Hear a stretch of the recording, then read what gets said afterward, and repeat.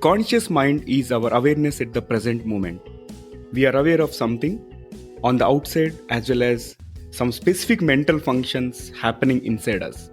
For example, we are aware of our environment, our surroundings, our breathing, or the people around us, if any. And coming to the subconscious mind, which is also known as pre-conscious mind by some people, it consists of accessible information. We become aware of such information only when we direct our attention to it. This is like a memory recall. And I'll give you one simple example. When we are learning how to drive a car, we are driving consciously. We are very, very curious about how to shift the gear and not to digress ourselves. And we apply brakes consciously and we'll be very careful about switching on the indicators while turning, so on and so forth. But after a few years of driving experience, we drive the car subconsciously. Like the feet are doing their job, the hands are doing their job, and we are usually relaxed and we play the music or the stereo is on and we talk to people, so on and so forth. So subconscious mind is very powerful and more powerful than the conscious mind. Welcome to the Guiding Voice podcast series, The Guiding Voice for a Better Future. This podcast is to help students and young professionals to shape their careers. Dear listeners, in every episode, we interact with industry experts or academicians or renowned coaches to drive some insightful conversations that will help our audience learn great things. Thank you for tuning in. This is Naveen and I'm with my co-host Sudhakar. So today we are going to discuss the topic tapping the power of subconscious mind, and we are pleased to welcome Avinash to our show today. Avinash Anand Singh is a transformational coach who helps people create little transformations within for a greater transformation to take place outside. Avinash conducts very high intensity workshops and coaching programs in the area of rapid transformation, incorporating the concepts of neuroscience, subconscious mind, positive psychology, the law of attraction, beliefs, different meditation practices, and quantum physics. Very strongly driven by his calling to help people connect with their inner genius and discover the inner infinite being. His vision is to touch lives of 1 billion people by 2030 and to communicate the eternal message of love, peace, compassion, and oneness. Avinash, welcome to our show. Let us start our episode to know more about our inner power. Thank you so much, Naveen and Sudhakar. It is a pleasure to be here, and I look forward to having an interesting conversation with both of you. Sure, then let's get into it. Sure. How did it all started? Meaning, how you have become a transformational coach? Sudhakar, I think all of us, the kind of problem we face also hides in itself the opportunity we have in our life to develop on, to work on, or to build on. So for me, coming from a very average background in terms of like my dad was a government servant and I come from a very average kind of education background, not very intelligent or brilliant in terms of the scholastic aspect, but labeled as an average student because that's what happens when you get average marks in your schools. And if you're not outshining anyone else in the class, suddenly you are categorized as an average person. So for me, because I was not much keen into studies and all, that is not my interest area in a way. I saw some people were like doing very well and they were like regarded as intelligent people, very smart people, smart students by the teachers, by the parents, by the society, and rest of us were like the backbenchers, the average kids, right? So for me, this triggered a lot of inquiry within myself that is it the reality that people who are good in getting marks and in studies are they the only intelligent people, and rest of us are people with possibly no excellent qualities or no gifts possibly to make something big in life. So this question was with me for a long time, and it's only when I think I came to Pune for my graduation, when I started reading a couple of books and slowly got introduced to these concepts, I realized that we all have within us a great ability, right? A great power in literal terms, right? Not just a philosophical term, but in literal terms, we have the ability and power. But the mistake which happens is, since childhood, mentally we have been programmed in the subconscious that if you don't get good marks, you are not meant to do something great. So I think for me, that was a shift that I realized I really want to discover what is the true potential I carry within and what can I create or manifest in this lifetime. When I started going deeper in this part, eventually destiny had its own ways and I end up doing this work when I discovered my own gift, and I said let me then work with people and possibly to help them discover what is their gift. That's how in short the entire thing took place in a way. Oh, that's great summary, Avinash. Now, how do you get into this powerful and sensitive topic with others? Because everyone, they have their barrier in their mind that I cannot talk about my personal stuff with others and all that stuff. So how do you manage and how do you speak to others on this sensitive topic?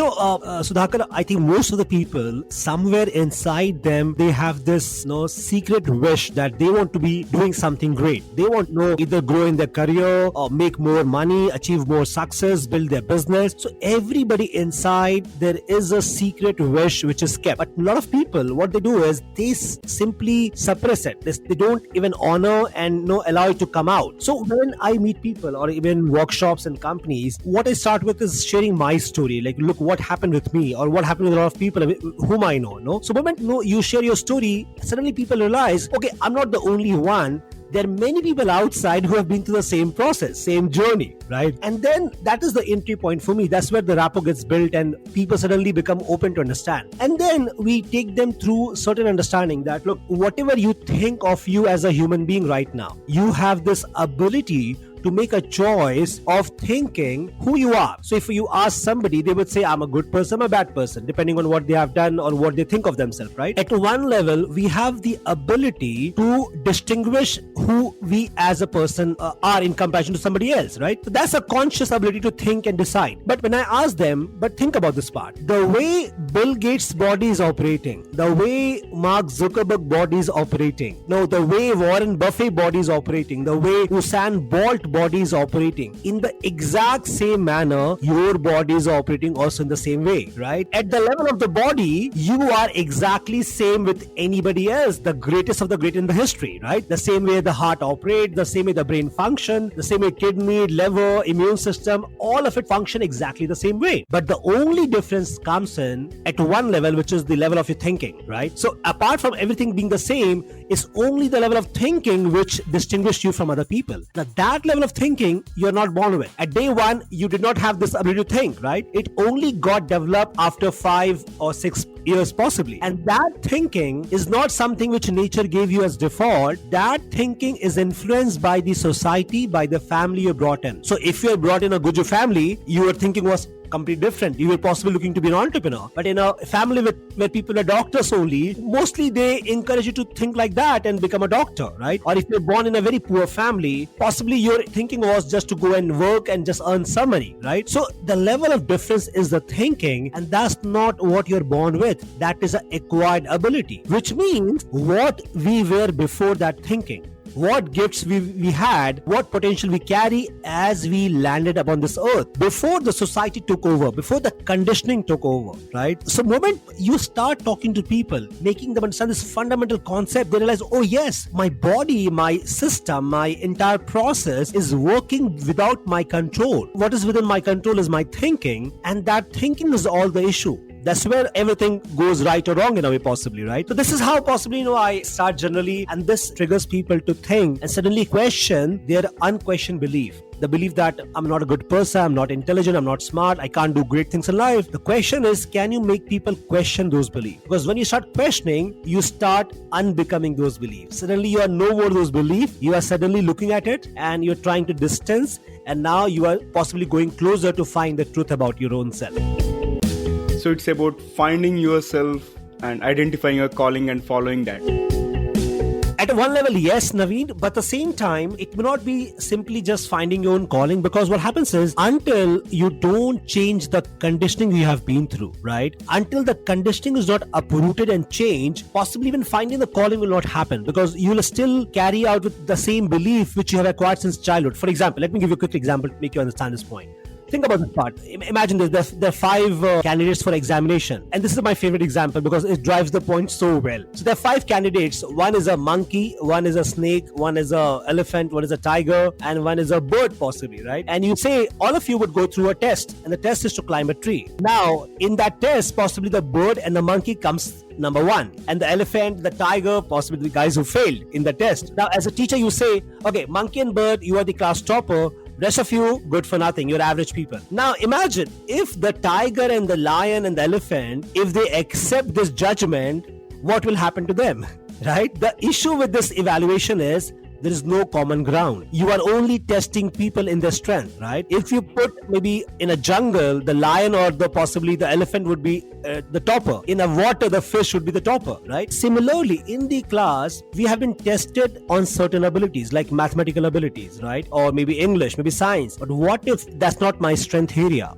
What happens is you label me as an average person. So this belief that I'm not good for anything, that belief is inside people for a lifetime. And no matter what they do, they come out of that belief because your action is always equals to the kind of belief you're holding inside you. If you don't believe that you can change the world, you will never do anything about in that direction. So I think a deeper work is to uncover what are your patterns within you, which are holding you back, which are the core belief which you think you are but which you are not. So suddenly when you start doing the work of self-investigation and looking at your own unconscious patterns of thought and belief and start overcoming it, uprooting it, that's when the game starts changing. That's when then suddenly you realize, okay, what is my potential then? What do I do in this life? What can I do in this life? And suddenly you are heading towards a different direction in a way. Yeah, a bit of unlearning and also having that new belief in you. And I think you mentioned the quote of Jobs, right? Those who are crazy enough to think they can change the world are the ones who typically do it. Exactly. Completely, yes. Great. So we talked about the subconscious mind in our introduction to this episode. How powerful is the subconscious mind, Avinash? So, if you look at, I can quote some numbers from science, but that may not mean anything to anyone. But let us see in a very literal manner, right? Now, if you look at the person right now, if you look at yourself, right, or possibly who's listening, right, and the audience who are listening, if you look at your body right now, just to understand how powerful the subconscious is. Now, if you look at the entire self, the most elementary thing which should happen for you to be alive is breathing, right? You are breathing. If the breathing stops, goodbye to you, right? So the breathing is the most elementary thing. And who controls it? The conscious or subconscious? It is not the conscious. It is a because we are talking to you right now, but breathing is happening on its own, right? So it is a subconscious function. Now think about the blood movement, right? The digestion of the food. You had a breakfast in the morning, lunch in the afternoon. The food is being digested right now, right? Who is controlling that process, right? And imagine all the trillions and function of the body. Everything is happening within outside your control. As a human being, as a conscious being, you are simply using your choice to think and to feel certain emotions and to do certain behavior. But 99% of activity which is happening inside you is without your control, which is keeping you alive. That's where the subconscious mind comes in picture. That's where the subconscious has a role to play. So imagine who you are till now from last 30, 40 years possibly. You have not put any conscious attention to it. You have never asked your stomach to digest the food or lungs to pump the air. It is all happening on its own, right? Now that gives you an understanding how powerful the subconscious is. That is without my control. It is taking care of trillions of functions. Now, if I put in some numbers, science says that, we have around 80 to 100 billion nerve cells in the brain, neurons in the brain, and approx 70 to 100 trillion cells in the body. So we are not one human body, we are a community of 100 trillion cells which has a level of consciousness. So some research highlights that every cell in the human body is equipped with all the function you have. So a cell breathes in, it excretes, it has an immune system, the cell fights, it digests. So the cell is like a miniature human being. Now you have 100 trillion cell, what we call as the human body. Now think about this part. They say what the science now highlights is in a second when you breathe in or you breathe out, you lose approx 10 million cell in a second, and the next second that 10 million gets regenerated, and that is happening to you every single second. Now if you refer to science, they say possibly in 6 months to 2 years you get a brand human body. Every part of your body gets regenerated, gets replaced in a matter of 6 to 2, like kidney takes 6 months possibly, eyes take 1 year. So all this complex function of trillions and trillions of cells getting regenerated, replacing itself, is being controlled by not the conscious, by the subconscious mind, right? Another number says that in every cell, possibly in a second, around 1 lakh chemical function at the level of DNA is happening, which we have no idea about. It is just the body in a very beautiful symphony is playing on its own, right? We only look up to the body when we have some sensation of pain. So all of this is highlighting how powerful the subconscious is. It is taking care of your entire system for you to be comfortable, to be alive, and to possibly give you a choice that now think and do what you wish to do in this world. Rest, I'm taking care of it. No, that's how powerful the subconscious possibly is in a way. Awesome. So got to know about a lot of things about human body and how various parts function and the influence of trillions of cells and all. Now, how does one tap the potential or the true power of subconscious mind?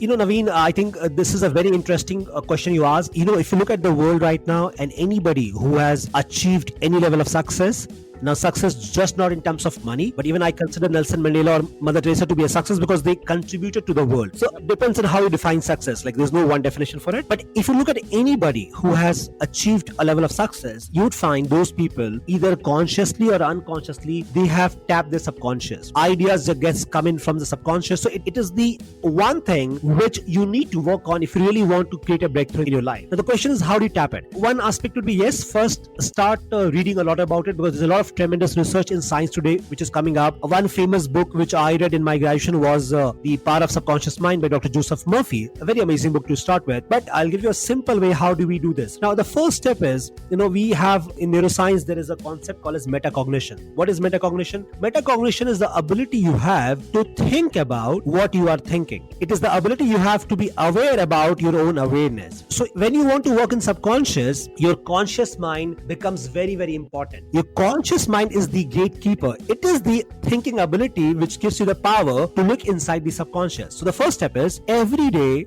you think about, you reflect, you introspect, you review what kind of person you are becoming, what kind of an individual you are becoming. Now, if you look at the person who you are today and you ask yourself, doing the same thing which I'm doing today, where I will reach after 5 years. So if you do it in a logical way, you'll get some answer. Now, if you think, okay, doing this way, I think I'll become a great person, very well, you're on the right path. But if you think, no, this is not going to take me the places I want to go. So then you ask yourself, what behaviors I'm having right now, what thought processes, what beliefs and what emotions I have currently which does not belong to me in my future. For example, I constantly feel very negative. Now that's not going to take me to the place I want to be in my future. So the key here is, when you consciously start analyzing your own behaviors, thought process, belief system, emotions, what you're doing is you're making a subconscious activity conscious. You're suddenly uprooting the program by looking into it. You're suddenly becoming aware, oh, this is the kind of person I've been, which is not the one I want to be. So you are pulling the power back inside yourself. That's the first step. Second step then is, once you have done this, second step is to decide then what kind of person I want to be, what kind of thoughts I want to think, actions I want to take, and feelings I want to feel, what kind of emotions I want to experience. The moment you decide then what kind of person you want to be, thoughts you want to think, and action you want to take, and then every day, if you start mentally rehearsing,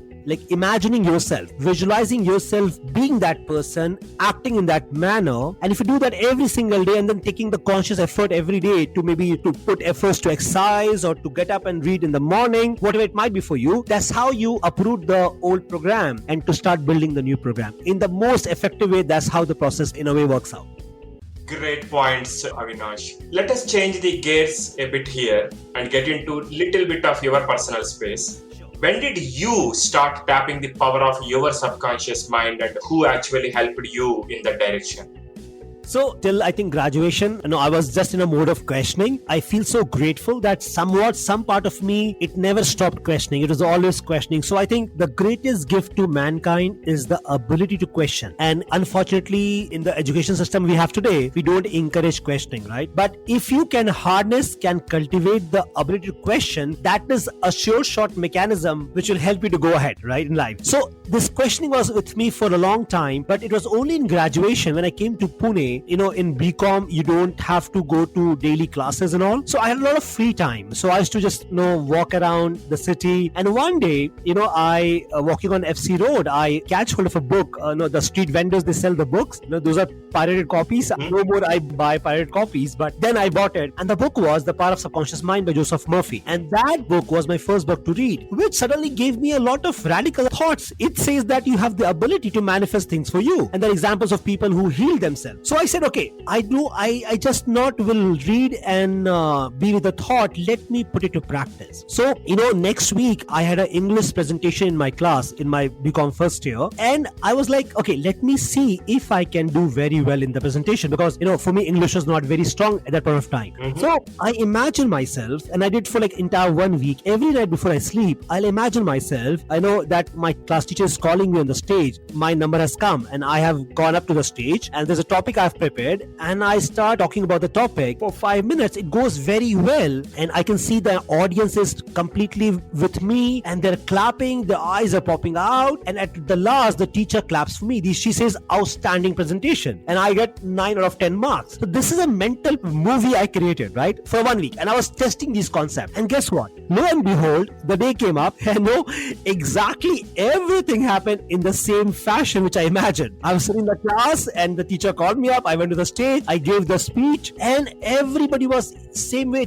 They were immersed, and I did not get 9. I think I got 8.5 out of 10. So for me, that was like oh my god, this is crazy, right? So that was the first incident which literally shook me. And the second was, I think instantly a month after, my sister she did her engineering. She came to Pune and she was looking for a job, and she was trying hard going to walk-ins to the companies and not able to get through. So I was imagining that one day I'm traveling and I'll get a call from my sister and she says, Avinash, I got a job, very good package, a multinational company. So I was just imagining this picture in my mind. And guess what? I was going back to my hometown from Pune, and I still remember I was in this Dhole Patil road. I don't know if you know the Pune area or not. So I was in that road in an auto. And here comes the call from his sister, and she says, you know what? I got a job in Mphasis, and it's a multinational firm, very good salary. And I was like, oh my god, this is like exactly what I imagined. Everything happened in the same manner. So I think that book and those 2 experiences, which I still recall 20 years after, that changed a lot of things for me. And then from that day onwards, I kept on going deeper, understanding, kept on manifesting a lot of stuff for me, So that led to the journey of this entire work I do today. Thanks for sharing those personal stories. In fact, very inspiring. And I also happened to read that book, The Power of Subconscious Mind. In fact, very powerful and a must read for all the audience out there. We are going to publish the book title in the show notes. Sure. Just to add, and so these were the things which are smaller. So I think, okay, the small things can happen. Now here comes my MBA, my post-graduation, and the first year went by completely like not doing much of things. I was a backbencher, and I said, oh my god, this is the last possibly phase of my life where I can study and do something. So I said, what is the greatest thing I can accomplish from the campus? One of the greatest thing was to become the best all-rounder student in the college, right? And the cherry on the top was that you will also get 1 lakh rupees cash prize, apart from several awards and all of these things you get. So I started imagining myself every single day getting on the stage, holding the trophy, and I can see the entire crowd in front of me. It was in a 5-star hotel. And cutting the story short, the day came up, and when they announced the name, guess what? My name was announced. Best Student Award, 1 lakh rupees cash prize, and multiple job offers, and that was I think the biggest shift for me, that this is, you have the ability to create your life events. You're no more a victim. You have the choice to create and to really design the life the way you want to be. Wow, super amazing. And how does a day in your life look like as a transformational coach?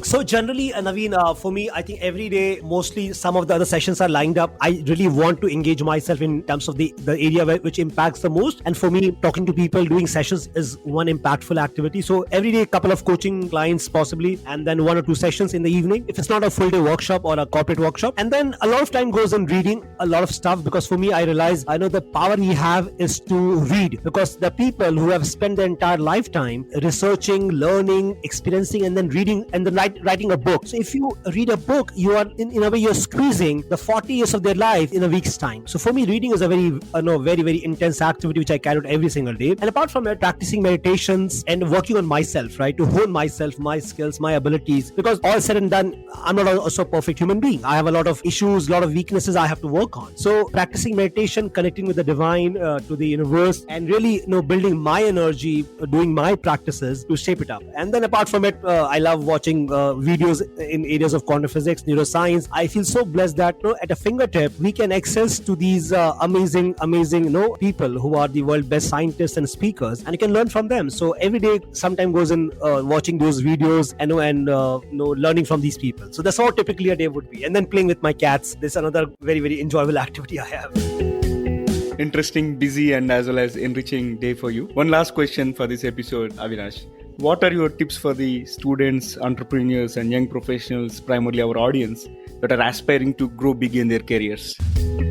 Okay, so I think the best thing I can suggest to people is there is a quote by Carl Jung. He was a psychiatrist, researcher, and he said that a life which is not examined is not worth living. A life unexamined is not worth living. So what I would suggest to people is what they can do is to start examining their life. Now, how do you start examining your life? A simple process. Take a sheet of paper and write down all that you believe about yourself, right? All that you think who you are as a person. Write all of it, right? Now, once you have all of this written down, for a moment, start questioning it. What if all of this is a lie? What if not even a single thing you have written down is true? What if what you believe about yourself as a person, what if that is not true? So start questioning it, because in reality that's not true as well, because most of us, what we know about ourselves is only a judgment we have made. We have not known the true potential. We have ended up believing our teachers, our parents, our society, but we don't pay any heed to what great teachers like Lord Buddha and Lord Christ they shared about us, right? So start questioning your own thinking, your own belief about yourself. Number one, because when you start thinking and start questioning, that's when you are creating a distance between the subconscious programs and you. That's the first step. Step two is that every day you create yourself. How do you create yourself? You write down. Look at the people in the world. Who are the people who inspire you? The greatest of the great people. What qualities they had. Write down every day what kind of person you want to be. So write a paragraph about yourself. Like, I want to be a great person, having tremendous leadership ability, phenomenal communication skill to impact people in the world. So every day write and rehearse the kind of person you want to be. No matter who you are, it doesn't matter. But moment you start writing it down, moment you start visualizing it every single day, you are forming new brain patterns. That's what the science of neuroplasticity is. That when you start rehearsing mentally in your brain, you form new patterns which will start then facilitating a new behavior inside you, right? So conceptualizing an idea about yourself and really looking at the dream, and not just mentally but writing it down, because that's when things become real. I think that two activities would be a very good start for anybody who really wants to change who are they as a person and to really become somebody else in a way. But obviously that should be done at least for 3-4 months time to really see a shift in what they feel inside them and what they think about them. Amazing and powerful tips, Avinash. Thank you very much for joining us today. It is a great learning experience conversing with you, and thanks for covering this most intriguing topic, tapping the power of subconscious mind. I'm sure our listeners will get immensely benefited and be inspired from this. Thank you so much, Sudhakar. Thank you so much, Naveen. A pleasure to come here and talk about these stuff. Thank you so much, Avinash, for the amazing insights and your time. Really appreciate it. Thank you so much. Dear listeners, to know more about our speaker and the content, refer to the show notes and visit or follow us on social media. We are available on LinkedIn, Facebook, Insta, Twitter, Pinterest, and also on YouTube. Just search for The Guiding Voice and then follow, like, subscribe to us, and also please share within your network. In addition, feel free to email us. Our address is The Guiding Voice for You. That is TheGuidingVoice, 4 as a digit, U as a letter, at gmail.com, or WhatsApp us on India number 9494587187. Again, it is India number 9494587187, and we'll be happy to collaborate. So folks, now let us talk about an exciting opportunity for featuring you in this show. Of late, we have been receiving a lot of career guidance related questions from our regular listeners through YouTube, LinkedIn comments, WhatsApp, and email, and we are responding to them one-on-one. Now, we are pleased to open up a new mode of interacting. If you have any questions related to education, career guidance, or a specific function, be it on technology or soft skills, just send your voice message through speakpipe.com/theguidingvoice. We will play your question in your own voice along with the answer, either from us or from one of our expert panel members in our future episodes. Hope you will utilize this wonderful opportunity.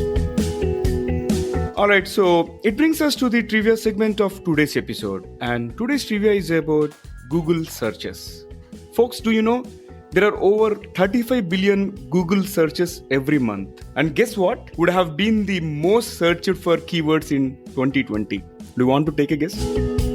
I'm sure most of you might be thinking about Corona, pandemic, California wildfires, Australian wildfires, so on and so forth. Of course, since you are curious, I would suggest you